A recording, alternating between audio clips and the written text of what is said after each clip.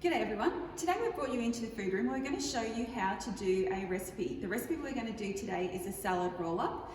But the first thing you need to know about our class is we're very full on about our safety and hygiene in the room. So you can see we're both wearing aprons. I have my hair up because it's quite long. And the other thing we do is we go over to the sink area and we wash our hands. So I already have nice beautiful warm soapy water in here.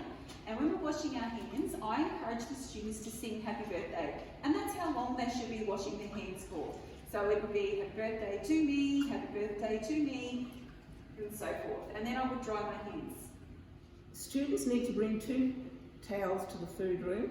Generally speaking, we have 2. A plain one for doing dishes and the fluffy one is usually for drying hands. Please keep them separate, as it's most unhygienic to be drying dishes with a towel that you've dried your hands on. So in our food room, our food is presented on a trolley or on the bench. And you can see it's laid out. Again, this isn't for a whole class. This is just to show you how we do it. So we have our meat separately and on paper, so the students collect it. They don't touch things with their fingers. They're just using the tongs. And we often have laminated recipes on the bench for students to collect. The ingredients we'll be using today is a portion of sliced ham, some 30 grams of cheese, which is weighed out, a half a tomato, which will be sliced up, a portion of cucumber that will be sliced up, a portion of carrot that will be sliced and grated, and they'll use their tongs to get their spinach leaves. They'll get a wrap and some hummus for when they're ready to put it all together, and that will be presented on a plate. Okay, so the first thing we're doing is we're collecting all our ingredients, and it says to shred our lettuce. But today we're using our spinach leaves and they will get cut nice and finely. The next one is to cut our tomato. Now, there's a couple of ways we can do our tomato. If we start to cut our tomato and it's on an angle, if students can manage that, that's fine. If they can't, we do get students to put their rounded shapes flat on the chopping board, and then that just allows for a little bit more safety.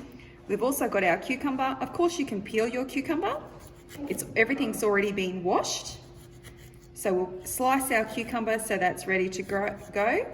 And again, we're going to, with our carrot, if you want to peel it, you can, but it has been washed. And we're going to grate our carrot. So you need to make sure you're conscious of what side that you're grating your carrot on. And you've got to be careful of your fingers as well. So we grate away. You don't need to watch me grate, but once we get to the end, we actually stop so that you're not going to grate your fingers up. So what you need to be sure of is that when you're grating, you make sure that you have the larger surface in which to grate from. Otherwise, when students grate their carrot, everything looks like it should be a carrot juice and they'll run out of carrot. Okay, we're continuing on with our cooking. We're making sure our surface area is fairly tidy. I'm going to cut up my ham, ready for my salad roll-up. I'm making sure my fingers are out of the way of that surface. Everything's cut up, so I'm going to take a knife and put some hummus on one side of the wrap, which will allow for me to be doing my rolling. And I'm going to take my ham, spread that out nicely. The thing about a salad roll-up is if you put too little in it, it just looks scungy. But if you put too much in it, it will actually not roll up very nicely. So I'm adding my cheese, my cucumber, my grated carrot. It's almost like a little piece of artwork. The tomato that I've cut already. And the last one is the spinach leaves. Okay, I'm just going to turn my board so I can roll that up. Here we go. Hopefully it all stays together. Give it a roll, but hold it so that it stays together. Help it go in. Rolling, rolling. Voila, one salad wrap. Final step is to cut the wrap. A serrated knife is best for this purpose. You cut it in half.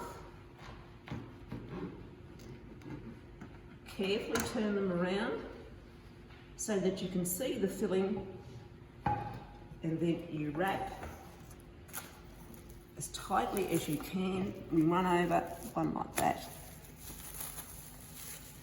and then present it on a plate like so. What we need to do is do our cleaning up. You'll already notice that the grater is over on the sink because I was cleaning up my area as I went, and we need to clean up what's in front of us now. So anything that needs to be put in the fridge with lids on, you need to do that straight away. We also have a food scrap container which is under our sink. So all of our food scraps go into that, and then it can go into the bin. Now, depending on what that is, if you have chooks, which we do at the college, the chooks will get an awesome bit of food for the day. If we have leftover bits and pieces, so a little bit of spare tomato or cheese, we might say to the students, who wants some more tomato, and everything always goes.